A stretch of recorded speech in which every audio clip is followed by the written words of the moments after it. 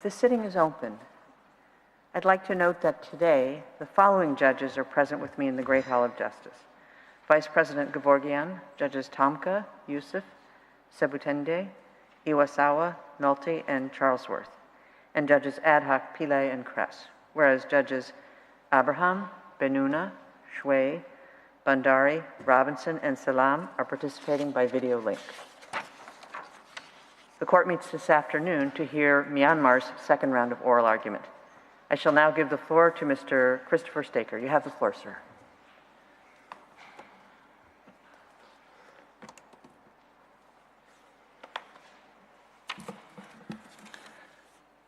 Madam President, Mr. Vice President, members of the court. The parties were reminded at the end of the first round that there's no need in the second round to repeat any statements already made. In this second round, I will present arguments in respect of the first and fourth preliminary objections. Professor Tauman will then address the second preliminary objection, followed by Professor Kolb, who will deal with the third. The agent for the Republic of the Union of Myanmar will then close Myanmar's second round. However, before turning to the individual preliminary objections, I will first address three general matters arising out of the Gambia's first round of oral argument. The first matter is this. The Gambia acknowledged several times during the first round that the Provisional Measures Order considered issues of jurisdiction and admissibility only on a prima facie basis. That is correct.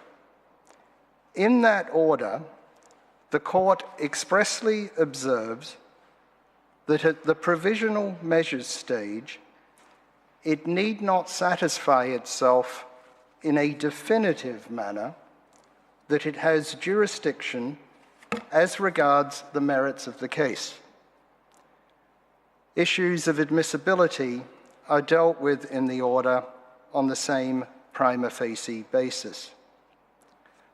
Thus, paragraph 85 of the Provisional Measures Order states unequivocally that the order in no way prejudges the question of the jurisdiction of the court and admissibility of the application, and that the order leaves unaffected the right of Myanmar to submit arguments and evidence in respect of those questions. The court itself thereby clearly acknowledges the right of Myanmar to request that the same issues of jurisdiction and admissibility be determined on a definitive basis at a subsequent preliminary objections phase. Despite this clear intention, this clear indication from the court, statements were made by the Gambia in the first round suggesting that the four preliminary objections have somehow already been decided by the court at the provisional measures stage, and that the court's decision should not change, given that nothing has changed in the meantime. However, if the preliminary objections have not been prejudged in any way, as paragraph 85 of the Provisional Measures Order makes clear, then in the present phase of the proceedings, the preliminary objections must be subject to a full de novo consideration in the light of the comprehensive evidence and arguments of the parties. Not only is the Provisional Measures Order not decisive, it is not even a starting point. At this stage, it is no longer material at all to the particular issues now under consideration. The second matter is this. The preliminary objections are entirely independent of the merits of the case. Despite this, during the first round, counsel for the Gambia have made various statements which pertain to the Gambia's substantive claim in the case, or pertain to claims of other events in Myanmar unrelated to the preliminary objections. These statements of the Gambia obviously call for no reply at all in the context of the present hearing, which is confined to the preliminary objections. And Myanmar's failure to address these statements cannot be considered as any kind of concession. The third matter is this. The preliminary objections fall to be decided in accordance with the law governing the jurisdiction of the court and the admissibility of cases. This is so self-evident that it should not need to be stated. However, I do state it because the Gambia has made statements that possibly imply otherwise.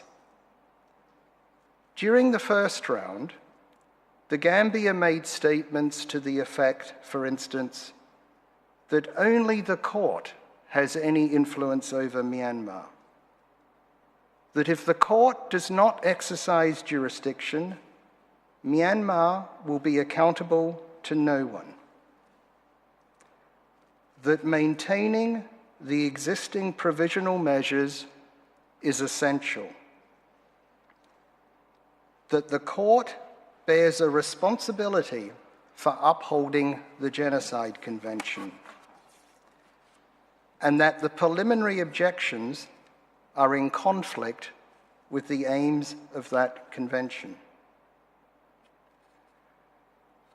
Given that the preliminary objections are independent of the merits, it is difficult to see why these statements were made by the Gambia at this stage. Unless the Gambia is suggesting that the court should modify the law of jurisdiction and admissibility in its application because of these contended matters. It is apparently suggested that in the case of the Genocide Convention, preliminary objections should be regarded as concocted technicalities. Any such suggestion, if it is being made, should not be accepted. The court cannot, in any individual case, expand its jurisdiction or expand the scope of admissibility of cases simply because it is persuaded that it has a useful role to play in a particular situation. These statements of the Gambia are therefore not relevant to this hearing, and counsel for Myanmar need not address them. The written preliminary objections acknowledge the importance of the Genocide Convention.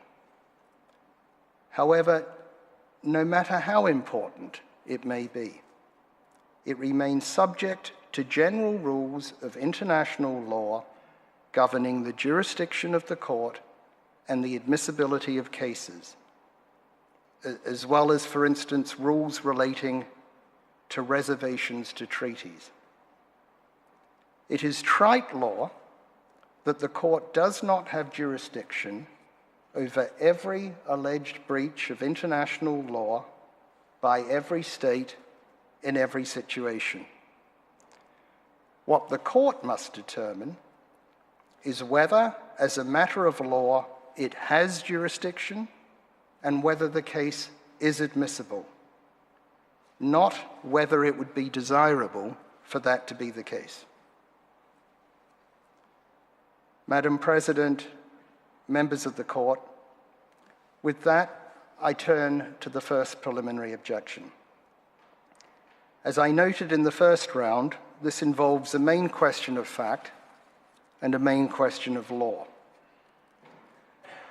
As to the question of fact, in the first round, the Gambia provided no further particulars of its dealings with the OIC and other member states, and certainly no further evidence of these matters.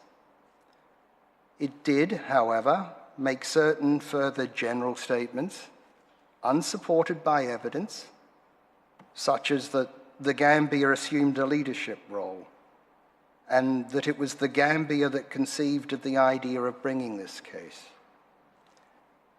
These statements cannot be treated as facts or evidence. The Gambia refers dismissively to the evidence before the court as an eclectic variety of websites, articles, tweets, and press releases. However, key items of this evidence are material issued by the OIC, the United Nations, the government of the Gambia or its representatives, and other OIC member states, as well as media reports of statements of governments. It remains the case that the Gambia has not denied the specific contents of any of this material. Indeed, the Gambia has now expressly confirmed that its decision to bring this case was taken by its cabinet only in July 2019, at which time the cabinet endorsed a proposal by the OIC. The Gambia has also not denied, and indeed has implicitly accepted, the evidence relating to the funding arrangements for this case. The Gambia says that Myanmar has glided over the evidence that matters. This evidence that matters is said to include the opening statement of the Gambia's agent at the Provisional Measures hearing. However, the agent was not appearing as a witness, and that opening statement cannot be treated as evidence. In any event, that opening statement gives no additional particulars of the dealings between the Gambia and the OIC and its other member states leading up to these proceedings. It merely describes a visit that the agent made to camps in Bangladesh in early 2018 as part of an OIC delegation. The only other evidence that matters, identified by the Gambia, are the 25 September 2018 statement of the President of the Gambia to the General Assembly and the 11 October 2019 note verbale. The Gambia appears to argue that this evidence shows that the Gambia took actions itself, acting in its own name, and doing so voluntarily. However, that is not to the point. In any case where a state acts on behalf of a third state as a proxy, the proxy will typically itself undertake the relevant actions in its own name and will invariably do so voluntarily. There may be any number of reasons why it agrees voluntarily to act on behalf of a third state as a proxy, but as the Gambia says, motivation is irrelevant to issues of jurisdiction. The question is therefore not whether the applicant state is voluntarily undertaking actions itself in its own name. The question is rather whether the voluntary actions that it is undertaking itself in its own name are in fact being undertaken on behalf of a third state as the third state's proxy. That is a question of fact to be decided on the evidence. In short, the Gambia's first round arguments take the facts no further. The state of the evidence before the court is the same as it was before the first round. Contrary to what the Gambia suggests, it is not Myanmar's case that the Gambia is the real applicant by reason alone that it receives support from others. Myanmar contends that the OIC is the real applicant by virtue of all of the circumstances that have previously been set out by Myanmar. I do not repeat all the details, but essentially, the evidence shows that the proposal to bring this case was made by the OIC committee and endorsed by the OIC Council of Foreign Ministers, after which the Islamic Summit decided that the OIC committee should bring the case on behalf of the OIC. It was only afterwards that the OIC then proposed to the Gambia that the Gambia be the applicant state, and the Gambia agreed. That looks more like the Gambia providing assistance to the OIC than it looks like the OIC providing assistance to the Gambia. I move on then to the question of law. It is common ground that the issue of proxy states has never arisen before. There are 2 points I make in reply. First, contrary to what the Gambia suggests, Article 35, paragraph 1 of the statute is not fatal to Myanmar's argument. It has no impact on Myanmar's arguments at all. This provision states that the court shall be open to the state's parties to the present statute.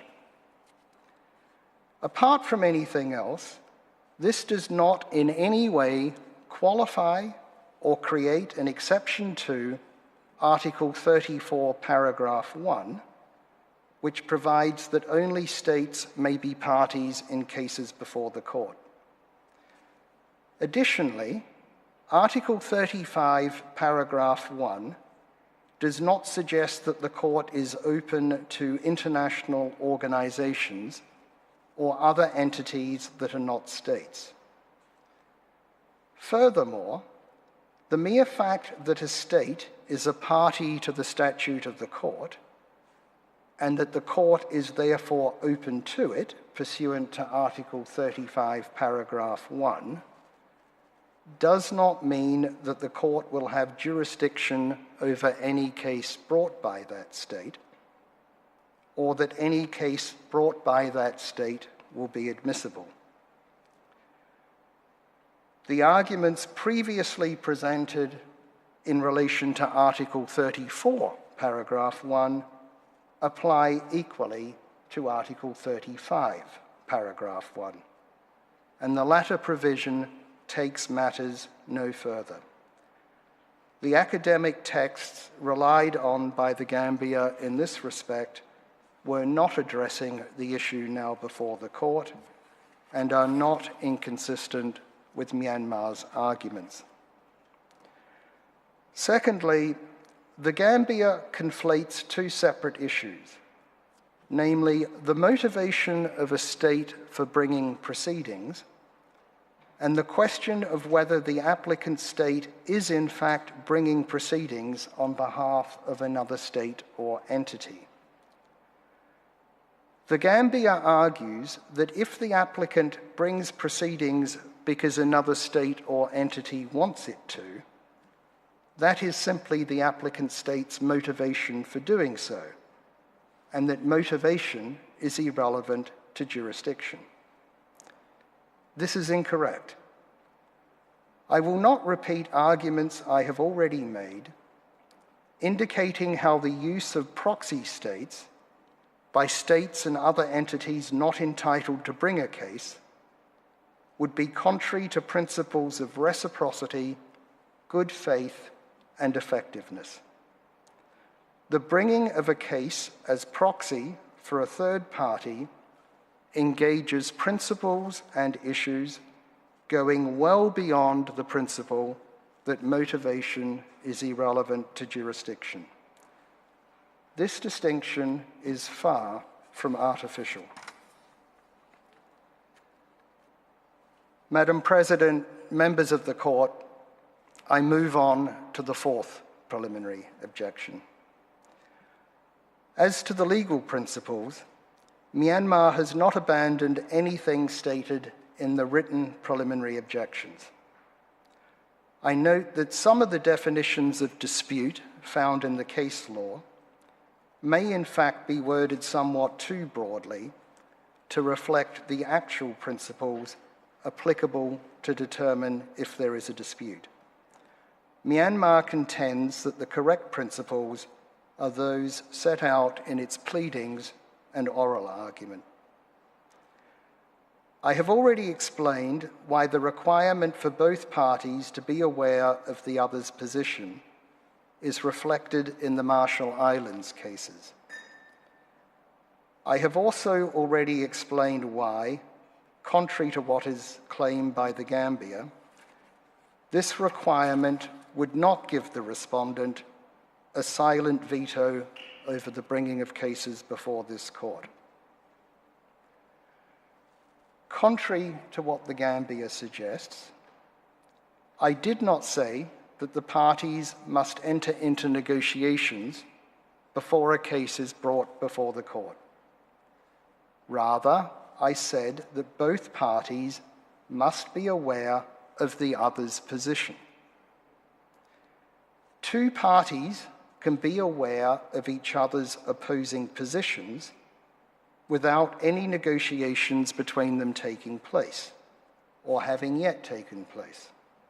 And indeed, this will be a common situation.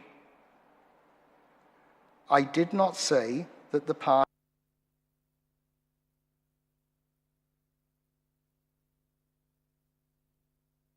parties must attempt friendly settlement before going to court.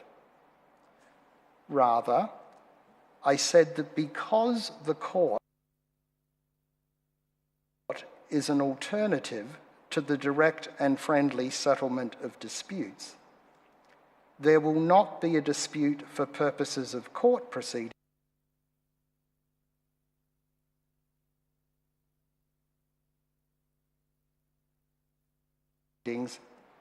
unless there is a dispute that could be the subject of friendly settlement.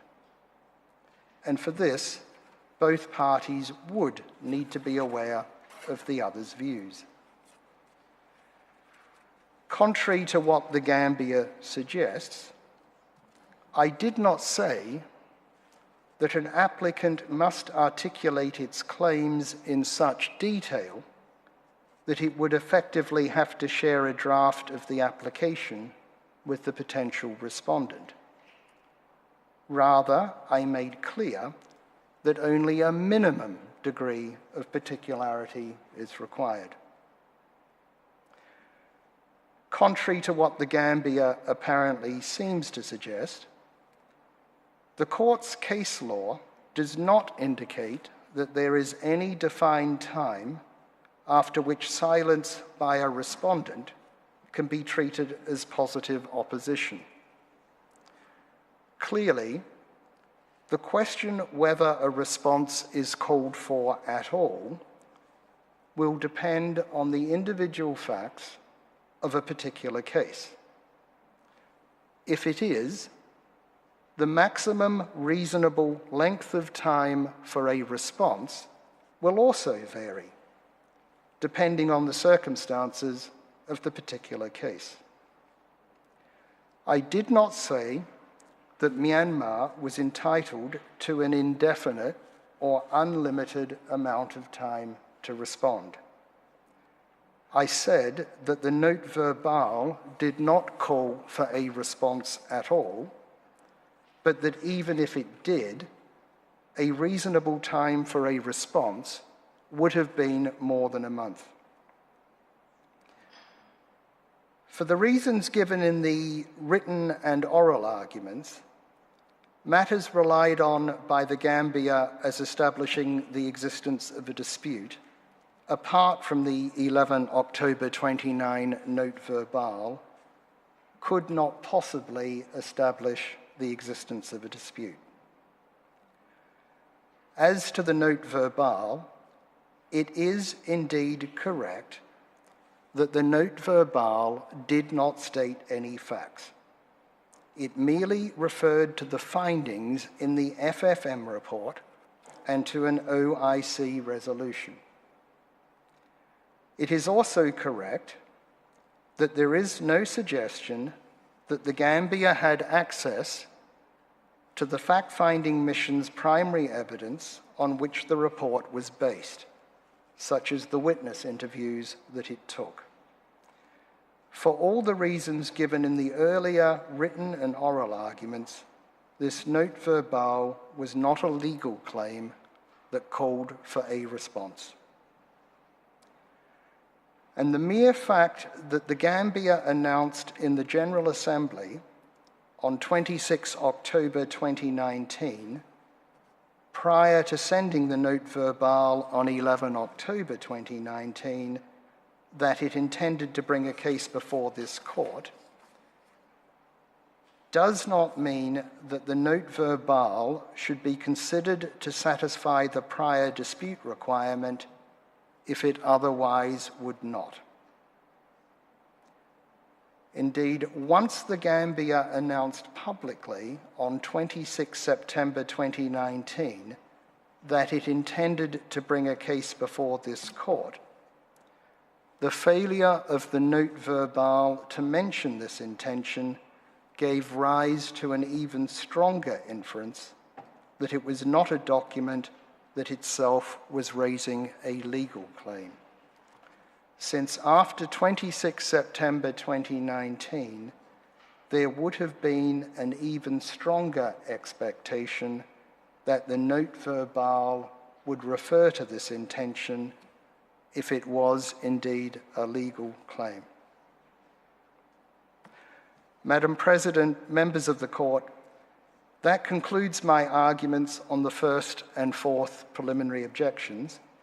I would now invite you, Madam President, to call on Professor Talman to address the second preliminary objection.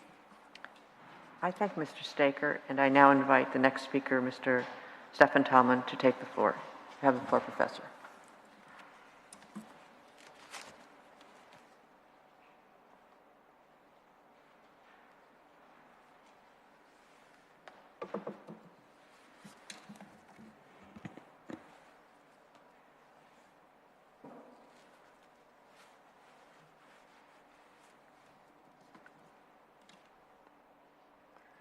Madam President, Mr. Vice President, distinguished members of the Court. My task today is to respond to the Gambia's observations made in reply to Myanmar's second preliminary objection that the Gambia lacks standing in this case. On Wednesday, you heard that Myanmar's argument was absurd, abject, ahistorical, erroneous, tenuous, concocted, and unfortunate. What you did not hear was any positive argument that the Gambia does have standing in the present proceedings.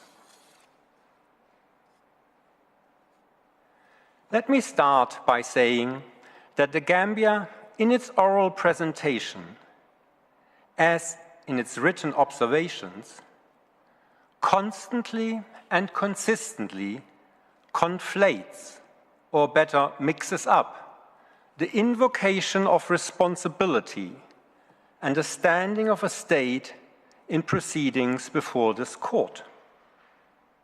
For example, the Gambia speaks of standing to invoke the responsibility of the perpetrator of genocidal violence. Let me be clear. The invocation of responsibility and standing are two distinct concepts. The ILC expressly noted this in its commentary on the Articles on State Responsibility, which I quoted on Monday. Myanmar addresses the question of the invocation of responsibility only because the Gambia erroneously equates a right to invoke the responsibility of a state with standing before this court, and draws the conclusion that whenever there is a right to invoke the responsibility of a state, there must automatically be standing. This simply is not the case. But let me address the Gambia's argument with regard to the invocation of responsibility.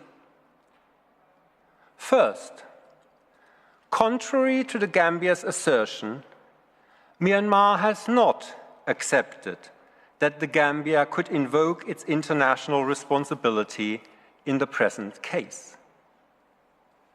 No such admission was made, and no such conclusion can be drawn from the court's finding in its provisional measures order that Myanmar accepts that the Gambia has an interest in Myanmar's compliance with erga omnes partes obligations. Second, and more importantly, the Gambia cannot invoke Myanmar's responsibility with regard to alleged acts of genocide committed against non-nationals outside its own territory because of the nationality of claims rule. The Gambia cannot and has not explained away Article 44, subparagraph A of the Articles on State Responsibility, which provides, and I quote, "The responsibility of a state may not be invoked if the claim is not brought in accordance with any applicable rule relating to the nationality of claims." End of quote. The text is clear and unequivocal, and so is the ILC's commentary. There is no exception to the nationality of claims rule for certain treaties or certain types of obligations. The Gambia seizes on the phrase "any applicable rule relating to the nationality of claims" and a statement in the commentary that the rule of nationality of claims is a general condition for the invocation of responsibility in cases where it is applicable. Let me first highlight that the ILC itself calls the nationality of claims rule a general condition for the invocation of responsibility. So the nationality of claims requirement is the rule, not an exception in all cases in which it is applicable. It is correct that the nationality of claims rule is not applicable in all cases of state responsibility. But it is applicable in all cases in which a state invokes the responsibility of another state for an injury caused by an internationally wrongful act of that state to a natural or legal person. Thus, the rule is clearly applicable in the present case. The Gambia invokes the responsibility of Myanmar not for its own injuries, but for injuries allegedly caused to individuals in Myanmar's northern Rakhine state. So, what arguments has the Gambia put before you for its contention that in the case of the Genocide Convention, the nationality of claims rule is not applicable? First, it argued that, I quote, "Nothing in the convention suggests that it would be," end of quote. But one must ask, must there be an indication or even express provision in the convention on the application of the nationality of claims rule?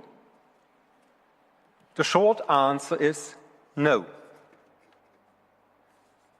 The Genocide Convention deals with primary obligations. The nationality of claims rule in the context of state responsibility is a secondary rule. It deals with the general conditions under international law for a state to be considered responsible. These secondary rules apply to all treaties. So there is no need to deal with these general conditions in each and every treaty. The Gambia has not provided any example of a treaty that indicates or expressly provides for such application. The reason is simple. There is none. The application of the nationality of claims rule does not depend on the treaty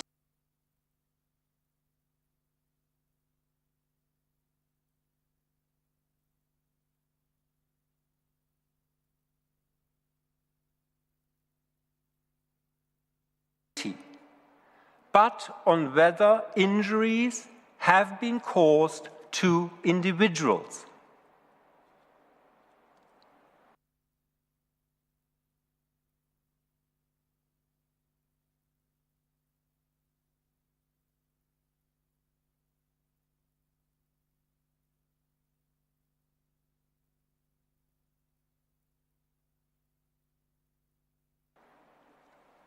The Gambia, secondly, advances that the application of the nationality of claims rule in the case of the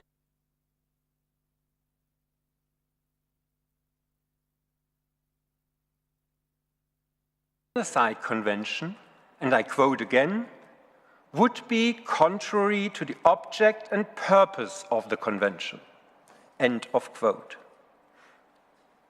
However, the Gambia does not explain why the application of a general secondary rule would be contrary to the Convention's object and purpose. First of all, the Gambia does not clarify the object and purpose of the Convention, but simply states that genocide is contrary to the spirit and purpose of the United Nations, and that it shocks the conscience of mankind. This says nothing about the object and purpose of the Convention, and why a general secondary rule of international law should not be applicable in the present case.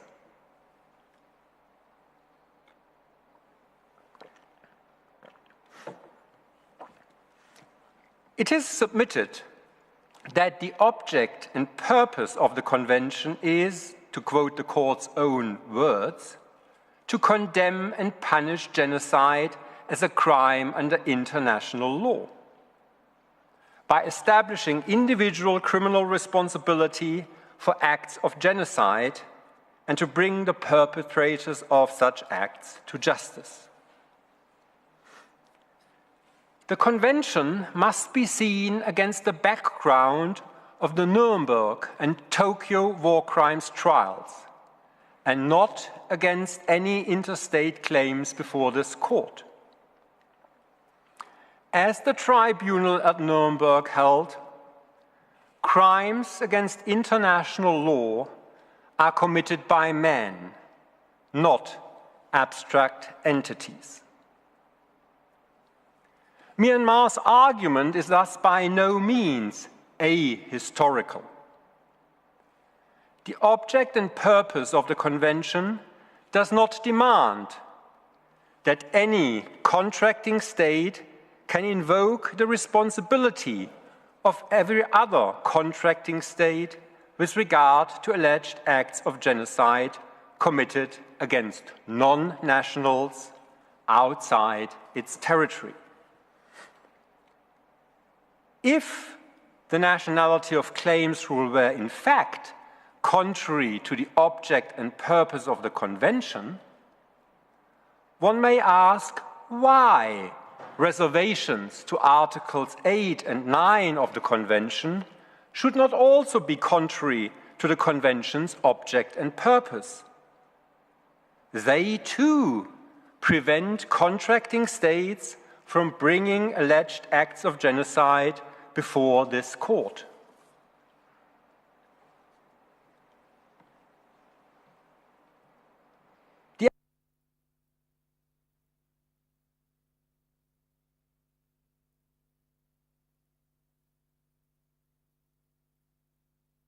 The application of the nationality of claims rule to the invocation of responsibility in case of injury to individuals may, in the words of the Gambia, lead to unfortunate results.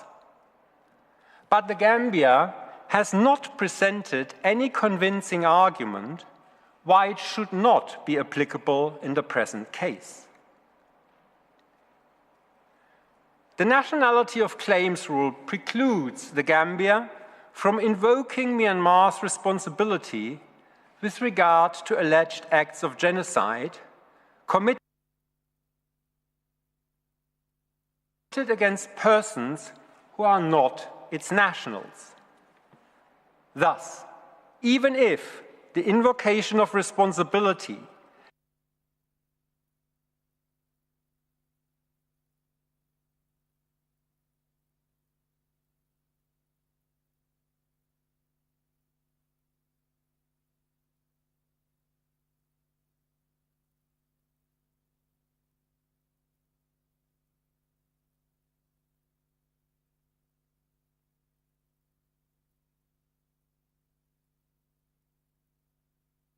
had any bearing on the question of standing, which it has not, this could not establish standing in the present case.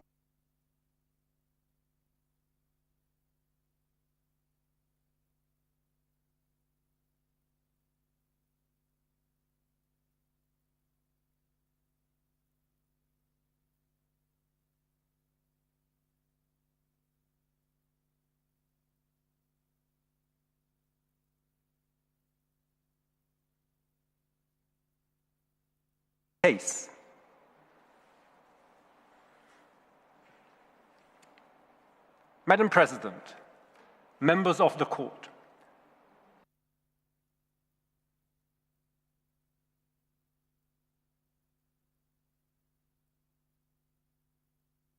the Gambia asserts that in case of the Genocide Convention, standing does not require an individual legal interest, but that a common interest in compliance with the Convention is sufficient. It is correct that the court held in its Provisional Measures Order that all states parties to the Genocide Convention had such an interest, and on that basis found that the Gambia has prima facie standing to submit to it the dispute with Myanmar. The court reached this decision on the basis of its findings in Belgium versus Senegal, which, as I have demonstrated on Monday, can be distinguished both on grounds of fact and law. I would also like to reiterate the court's own statement in paragraph 85 of the Provisional Measures Order that, I quote, "The decision given in the present proceedings in no way prejudges any questions relating to the admissibility of the application. It leaves unaffected the right of the parties to submit arguments and evidence in respect of those questions." End of quote. As the Gambia has noted, new argument has been submitted at this hearing on the admissibility of claims, which in Myanmar's view shows that the Gambia lacks standing in the present case. If I may add, this would not be the first case where the court decided at the provisional measure stage on a prima facie basis that it had jurisdiction or a claim was admissible, only to hold later that it was without jurisdiction or the claim was inadmissible. It is thus far-fetched to assert that by welcoming the Provisional Measures Order, the United Nations General Assembly and the member states confirmed that they do consider the Gambia's standing to be established. There is no support for this assertion.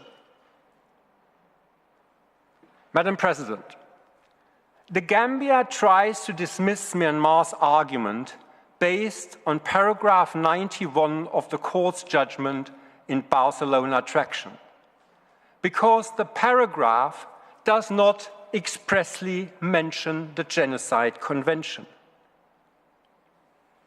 This paragraph, however, deals with the general question of standing in case of violations of obligations erga omnes, taking such obligations under universal human rights instruments only as an example.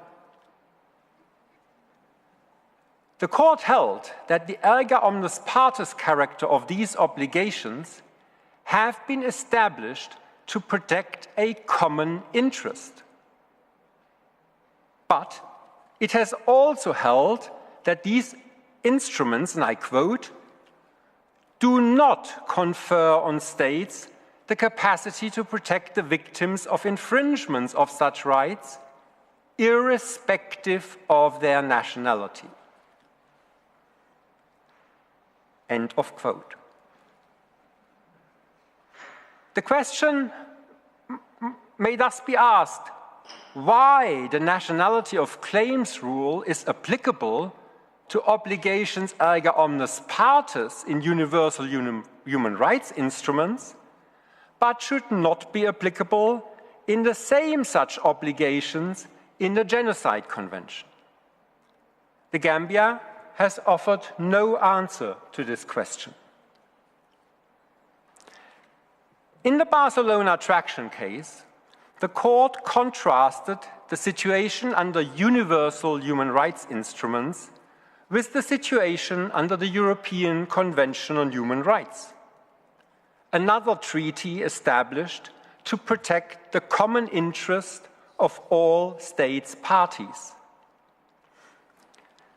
The European Convention, in its Article 33, expressly vests a right in all contracting states to refer any alleged breach of the Convention to the European Court of Human Rights. This shows that, absent an express authorization of standing, the mere fact that a treaty is established to protect the common interest does not suffice to establish the standing of all contracting states in any given case.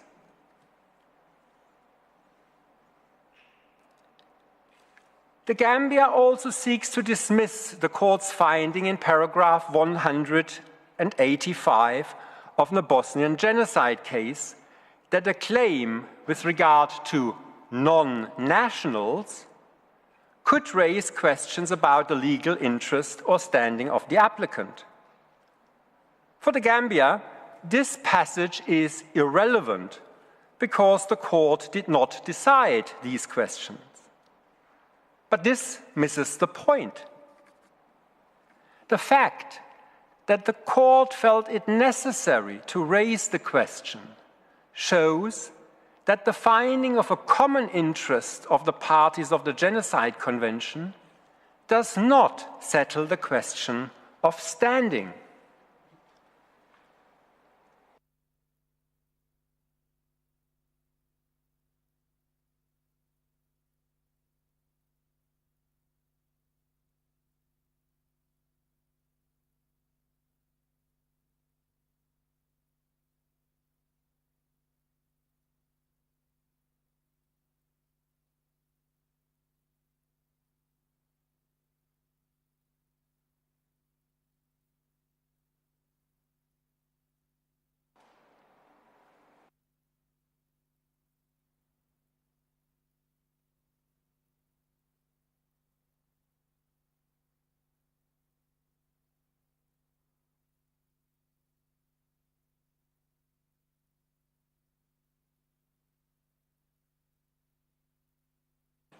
Does not settle the question of standing.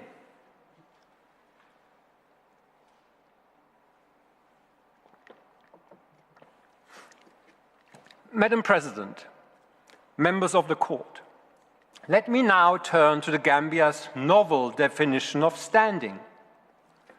While the court has defined standing as legal right or interest regarding the subject matter of a party's claim, the Gambia now offers you a new definition. Standing now supposedly requires, and I quote, nothing more than the interest in respecting the rules at the heart of the dispute, end of quote. This new definition calls for several observations. First, this is a purely results-driven definition. A new definition has been constructed only to prove that the requirements of the new definition are met in the present case. Second, the case of the SS Wimbledon is a bad starting point for any new general definition of standing.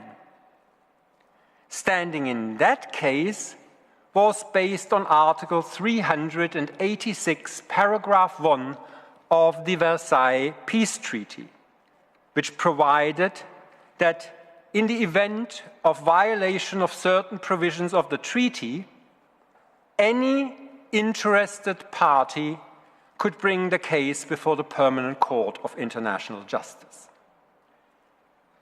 Article 386, like Article 33 of the European Convention on Human Rights, thus provided an exceptional authorization of standing.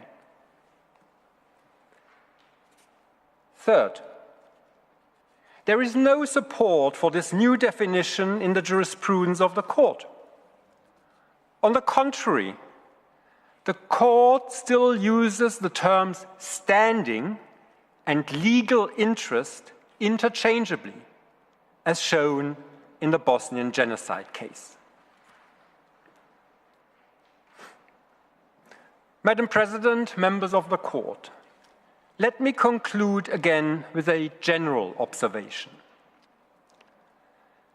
Listening to the Gambia's conclusions on Wednesday and its assertion that it has standing to bring this case against Myanmar because any other finding would seriously undermine the value of the Convention reminded me of a line in the poem The Impossible Fact by German poet Christian Morgenstern.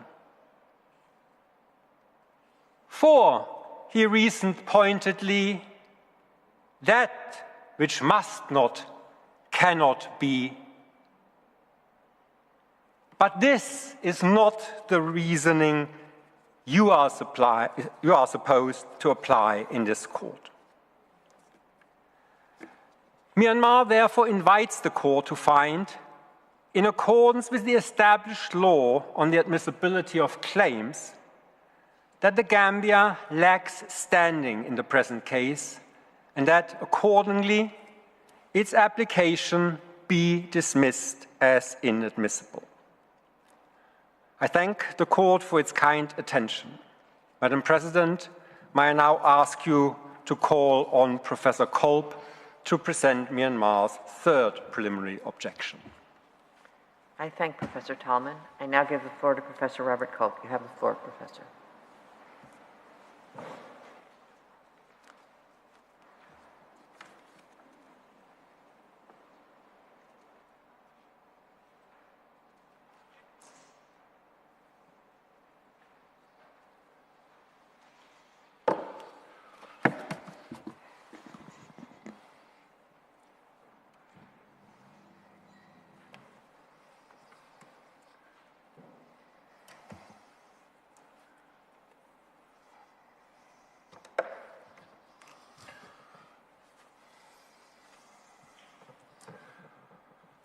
Madame la Présidente, Mesdames et Messieurs de la Cour, je reviens à mon fil d'argumentation relatif à la troisième exception préliminaire.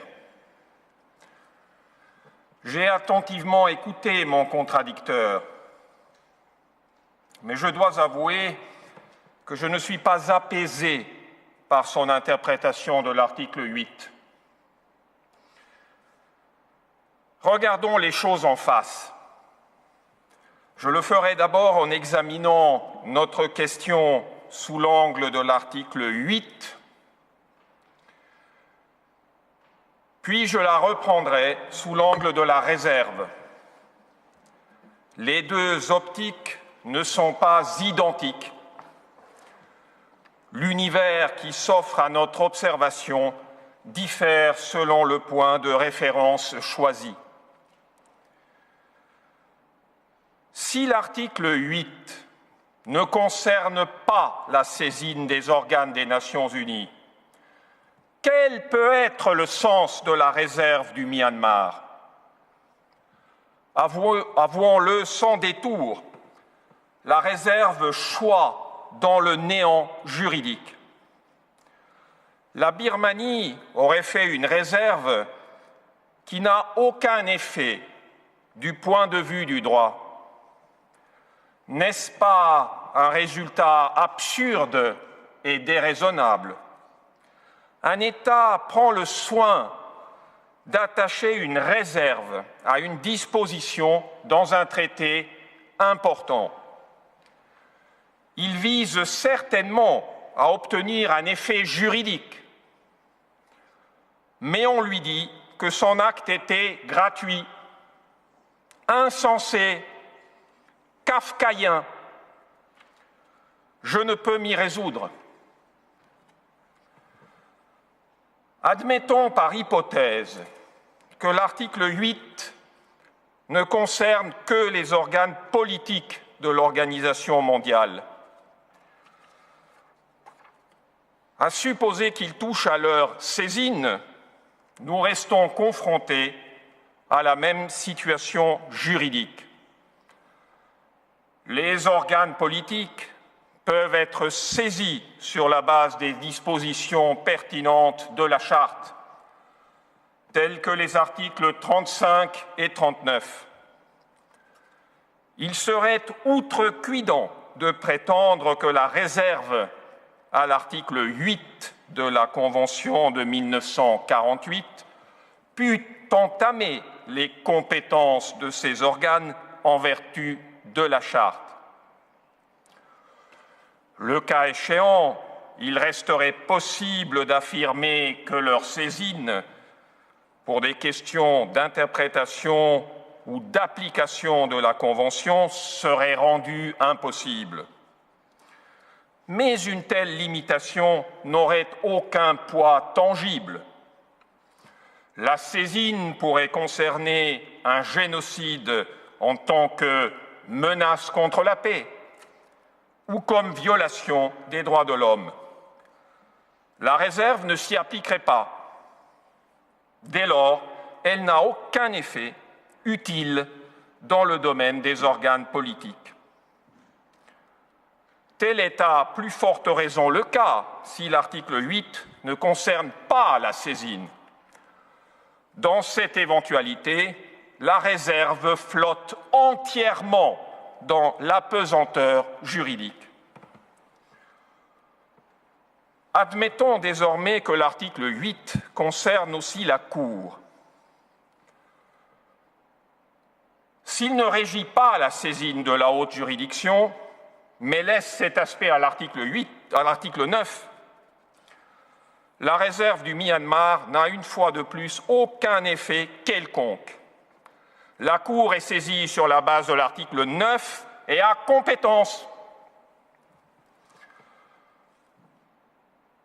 Je tire la somme de ce que je viens d'exposer.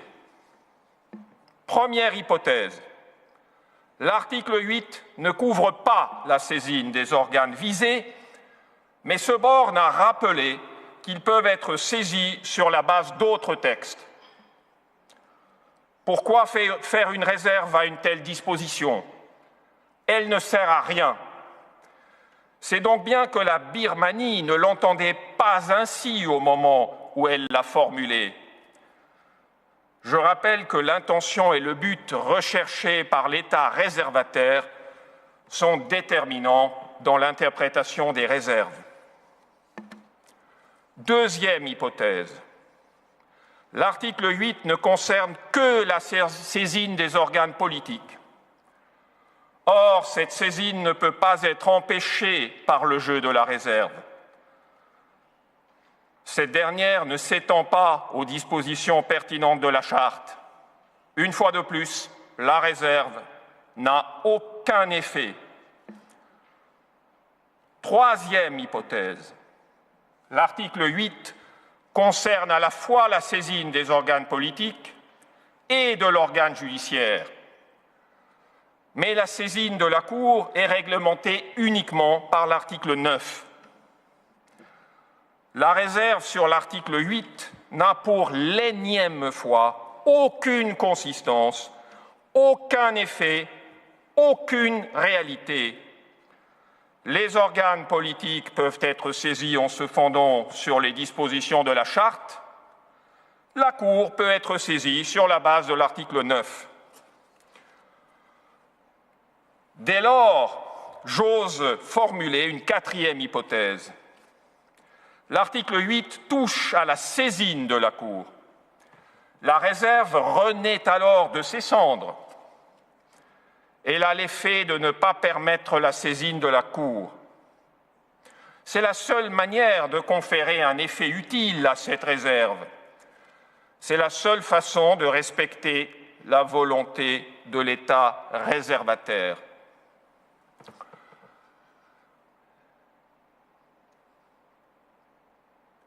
Renversons désormais la perspective et plaçons-nous dans le champ optique de la Birmanie. C'est ce basculement de relativité que je vous annonçais au début de mon allocution. Si cet État avait eu des doutes sur le fait que sa réserve pût empêcher la saisine de la Cour, peut-on imaginer qu'il n'eût pas inséré une réserve à l'article 9, de la même manière que toute une série d'autres États?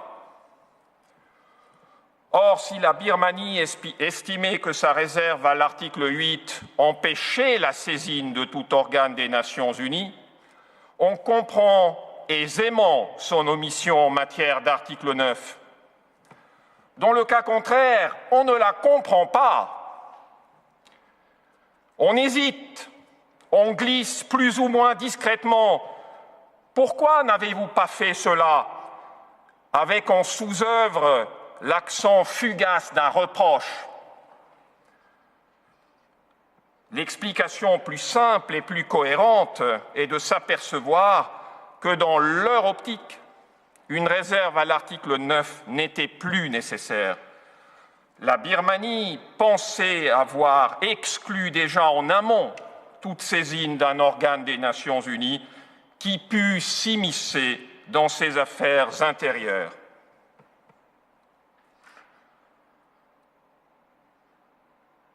Il y a là un aspect très important sur lequel je veux capter votre attention. L'effort essentiel dans notre espèce est de donner un sens à la réserve birmane. Que peut-elle signifier? Comment faut-il l'interpréter? L'optique est résolument subjective. C'est l'intention et le but qu'avait à l'esprit la Birmanie qu'il faut scruter pour donner un sens fiable à sa réserve. S'il en est ainsi, l'interprétation objective de la relation entre les articles 8 et 9 de la Convention contre le génocide n'est pas décisive. Même si nos contradicteurs avaient raison et que l'article 8 ne concernait objectivement pas la Cour, il n'en resterait pas moins qu'il faut s'attacher aux représentations de la Birmanie pour comprendre le sens de sa réserve. Il faut sonder la manière dont elle comprenait ces dispositions ainsi que leurs relations mutuelles. À ce propos, le doute n'est pas permis. Si la Birmanie n'avait pas conçu l'article 8 comme se rapportant à la saisine, sa réserve ne peut recevoir aucun sens utile. Je change à nouveau de perspective. Voici un État greffant une réserve à laquelle il tient sur une disposition qu'il considère importante dans un traité d'insigne envergure. Mesdames et messieurs les juges, vous êtes ressortissants d'États très différents. Vous connaissez des réserves que vos États ont estimé devoir insérer dans tel ou tel traité réputé important. Vous savez à quel point ils peuvent y tenir.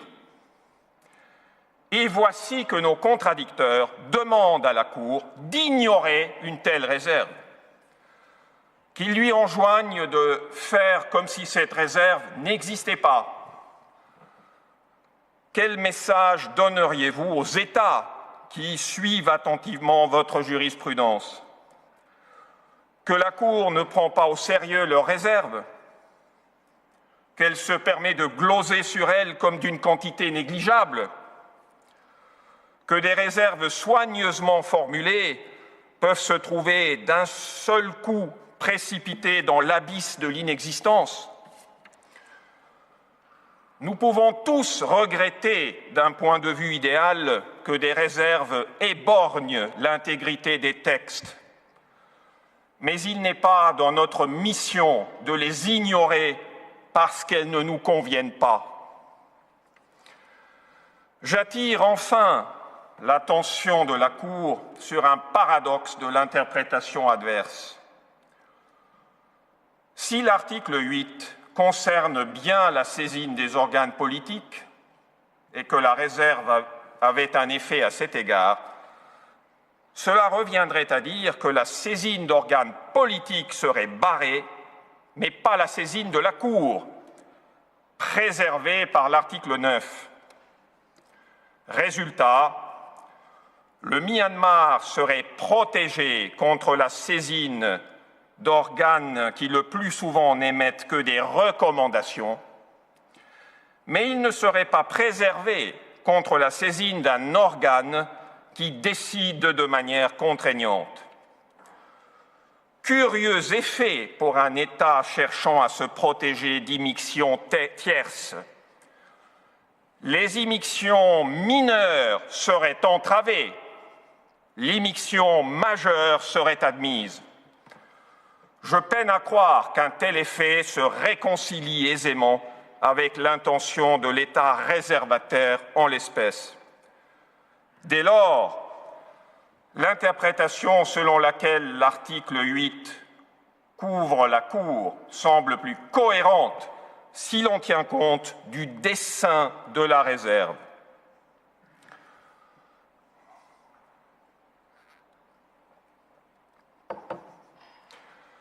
Je viens d'exposer le problème principal auquel je me heurte. Pouvons-nous vraiment, d'un trait de plume, dénier tout effet utile à la réserve de la Birmanie et la transformer en un zombie juridique, plus même la néantiser? Madame la Présidente, Mesdames et Messieurs les juges, je ne saurais spéculer sur vos sentiments, mais j'avoue que j'ai, quant à moi, des difficultés à conclure en ce sens. Le néant est un concept intéressant en philosophie. Je ne crois pas qu'il le soit en matière des réserves au traité. Nous ne pouvons pas adopter une solution qui équivaudrait à ignorer complètement la réserve que la Birmanie avait accrochée à l'article 8. Cette réserve est là. Il faut bien lui donner un sens.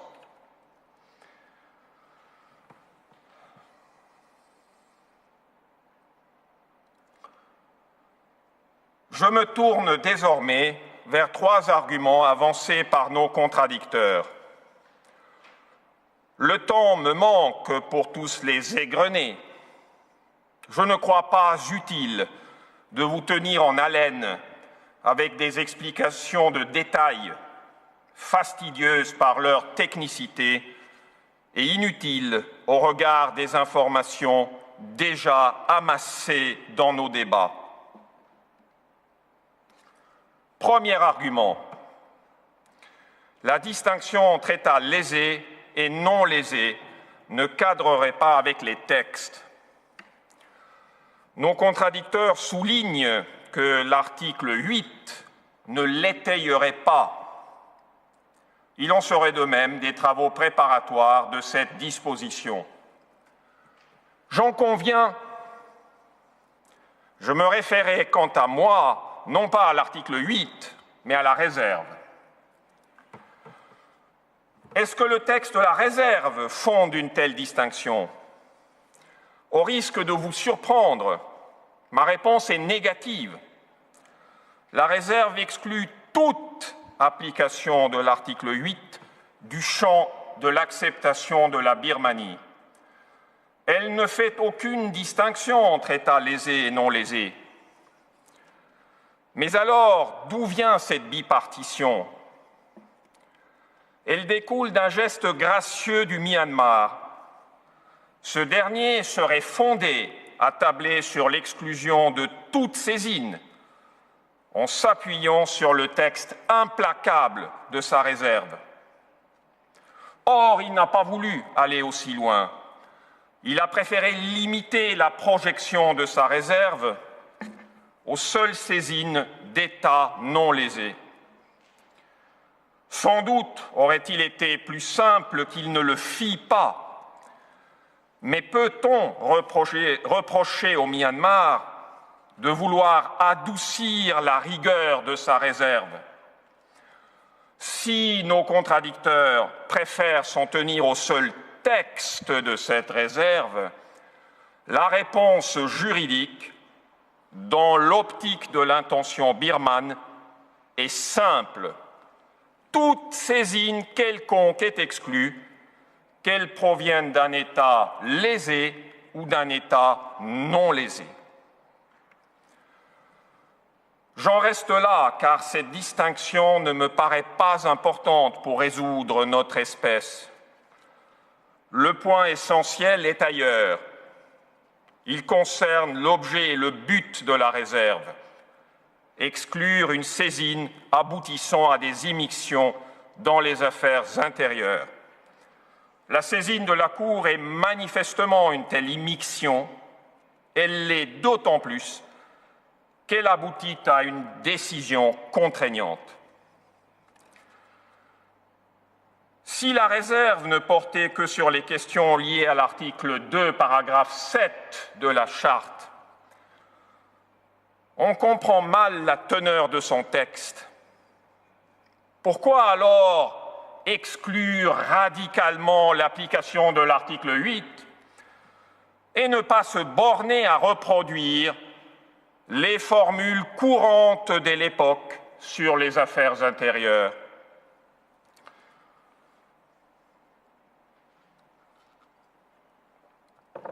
Deuxième argument. On vous a parlé longuement des travaux préparatoires des articles 8 et 9. Il s'agit là d'une série de faits alambiqués dans un long enchaînement de prises de position, parfois changeantes, et dont l'interprétation n'est pas aisée. Il ne se prête pas à un exposé oral mettant en exergue les aspects les plus saillants. Je me permets donc de vous renvoyer à cet égard aux pièces écrites.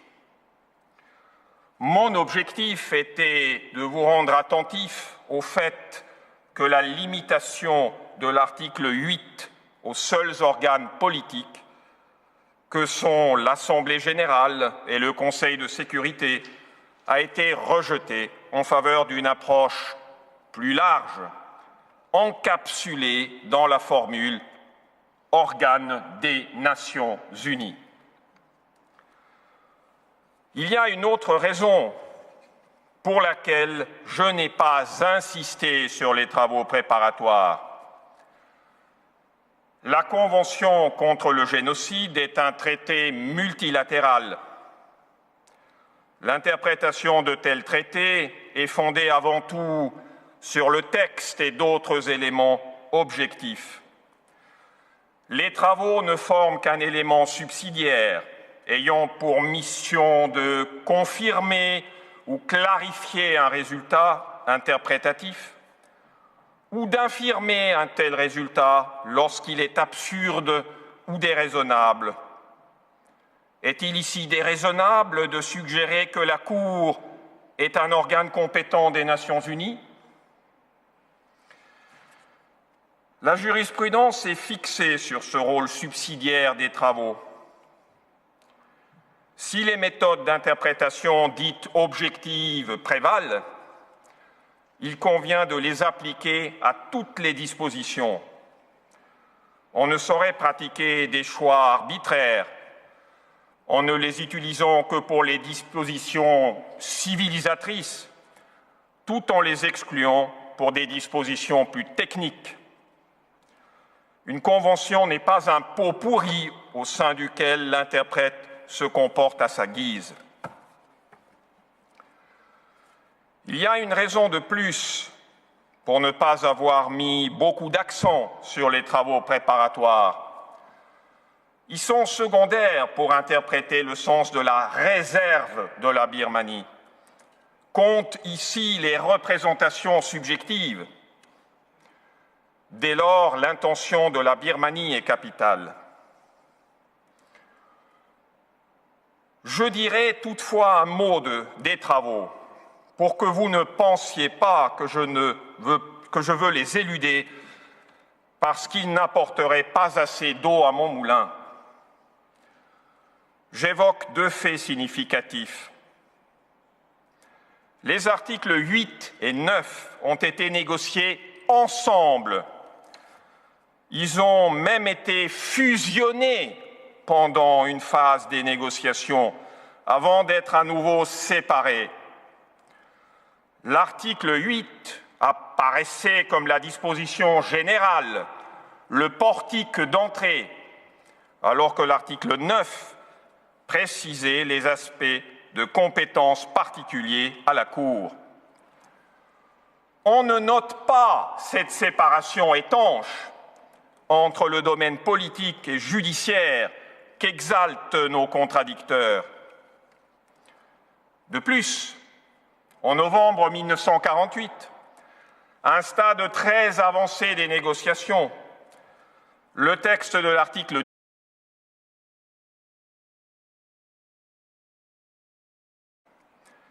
utilisait les termes « any competent organ of the United Nations », tout organe compétent, sauf la Cour. La partie adverse saisir et recourir en soulignant leur caractère englobant. Mon contradicteur a utilisé le mot « aussi », « also », pour dire que ces termes conviennent à la fois aux organes judiciaires et aux organes politiques. Elle voulait ainsi étayer son argumentation selon laquelle l'article 8 concerne les organes politiques parce que ces organes ne seraient pas exclus par le terme « saisir ». Mais elle ne s'est peut-être pas rendue compte qu'elle a admis à travers sa formule que ces termes incluent les tribunaux.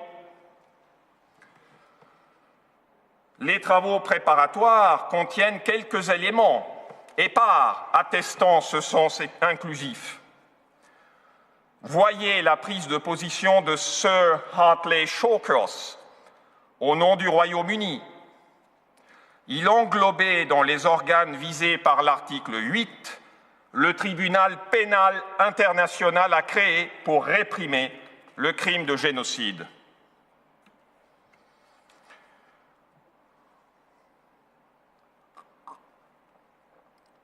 Troisième argument. Nos contradicteurs ont cru bien faire de tenter de me mettre en difficulté en produisant mes propres écrits. C'est un pari risqué, car qui mieux que l'auteur sait ce qu'il a dit? Un commentaire a été cité à mon détriment. Il se rapporte à l'article 9 de la Convention. Il touche ainsi à la compétence de la Cour sur la base de la clause compromissoire. Je ne retire pas un mot de ce que j'ai écrit à l'époque. S'il n'y avait pas de réserve applicable en l'espèce et qu'on se situait exclusivement dans les sphères épurées de l'article 9, la Cour aurait cette compétence étendue dont je fais état dans le commentaire. Or, je n'y traitais pas de l'article 8 et encore moins de la réserve de la Birmanie. Ces questions étaient hors de mon champ visuel. Les académiques parmi vous, mesdames et messieurs les juges, me comprennent aisément. Je suis sûr qu'il en va de même des juges privés du privilège très relatif d'avoir été professeurs. Les écrits doctrinaux partent d'une table rase et non pas de repères fixes. Au contraire, dans le contentieux, vous êtes d'emblée saisis de circonstances particulières ou idiosyncrasiques. Elles vous imposent le poids de leur gravitation. Je ne vois là rien qui ressemble à une contradiction ou à une volte-face. Le contexte et le sous-fond du raisonnement ne sont pas identiques. Tout cela n'est pas décisif pour notre espèce. Je ne voulais même pas évoquer ce point. J'ai toutefois craint que mon silence pût éveiller le soupçon d'un embarras. J'ai préféré le dissiper.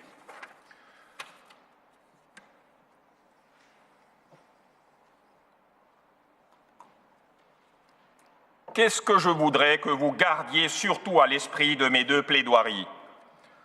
Ceci, quelle que soit l'interprétation objectivement correcte de la relation entre les articles 8 et 9. Pouvons-nous, dans les circonstances de l'espèce, adopter une exégèse dont le résultat est de spolier de tout effet utile la réserve birmane? Votre Cour peut-elle se permettre d'ignorer entièrement une réserve qu'un État a pris le soin d'attacher à une convention au moment où il en devenait partie? Une telle proposition me met mal à l'aise. Je suis sûr que vous y réfléchirez avec grande attention et je ne crains d'aucune manière les résultats auxquels vous amèneront les chemins de votre sagesse. Ces réflexions mettent un terme à mon exposé de ce jour. Je remercie la Cour de m'avoir prêté attention. Puis-je vous prier, Madame la Présidente, de bien vouloir appeler à la barre l'agent du Myanmar pour les conclusions. I thank Professor Cope, and I shall now give the floor to the agent of Myanmar, His Excellency Mr. Ko Ko Klang. You have the floor, Excellency.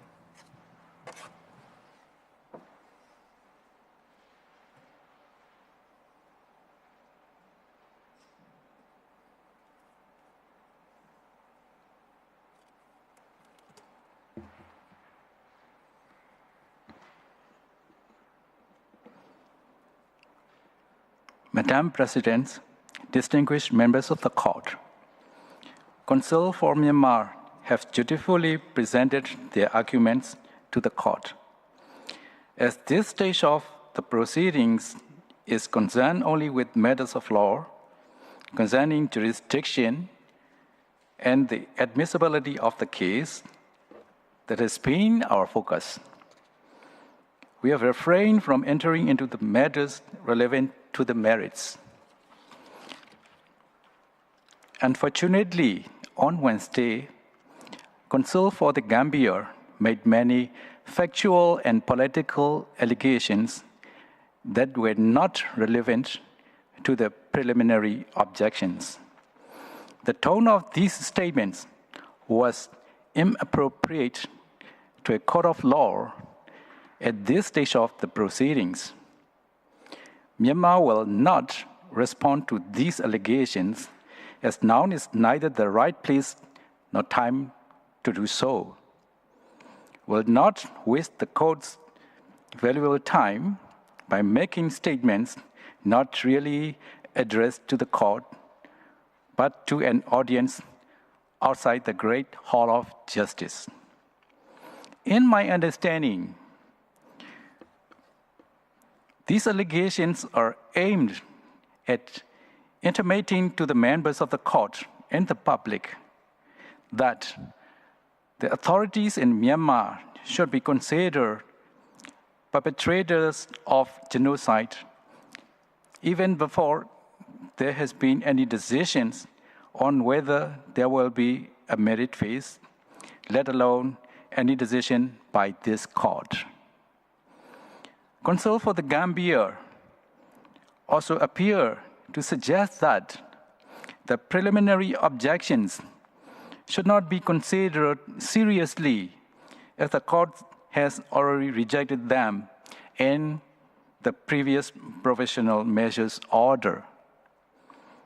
I must respond by emphasizing first that Myanmar is exercising its right as respondent by submitting these preliminary objections as clearly foreseen by paragraph 85 of the Provisional Measures Order. Secondly, a respondent has the right not to be prejudged on the merits at the preliminary objections phase. At any merit phase, the burden of proof will be on the Gambia as applicant to prove its claims. However, it cannot seek to discharge that burden now or speak as if that that burden had already been discharged. As of today, the Gambia's claims have neither been admitted to be hard, nor have they been proved, and the Gambia should not act as if it were otherwise. Nevertheless, given that the Gambia have used this hearing as a platform to make allegations about the merits, as agent for Myanmar, I cannot just sit here in silence without responding at all. In my closing remarks, I would like to take just a moment to say that Myanmar is committed to ensuring compliance with the Genocide Convention. For instance, on 25 August 2021, Myanmar amended its penal code and the Code of Criminal Procedure in order to insert additional articles criminalizing genocide and providing for the trial and punishment of perpetrators. Myanmar, as a responsible party, is also implementing its obligations under the Provisional Measures Order. There also are continuous efforts to improve the general situation on the ground.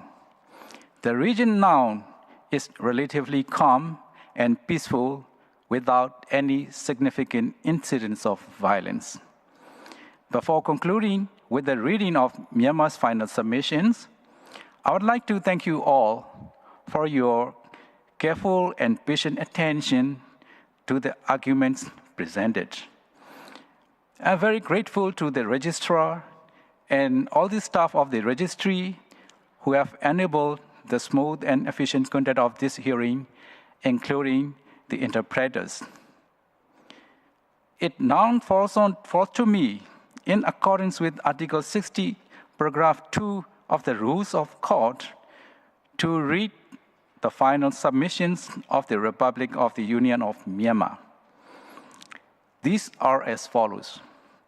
For the reasons given in Myanmar's written preliminary objections and in its oral arguments at the hearing of the preliminary objections, and for any other reasons the court might deem appropriate, Myanmar respectfully requests the court to adjourn and declare, 1, that the court lacks jurisdiction to hear the case brought by the Gambia against Myanmar, and or 2, that the Gambia's application is inadmissible.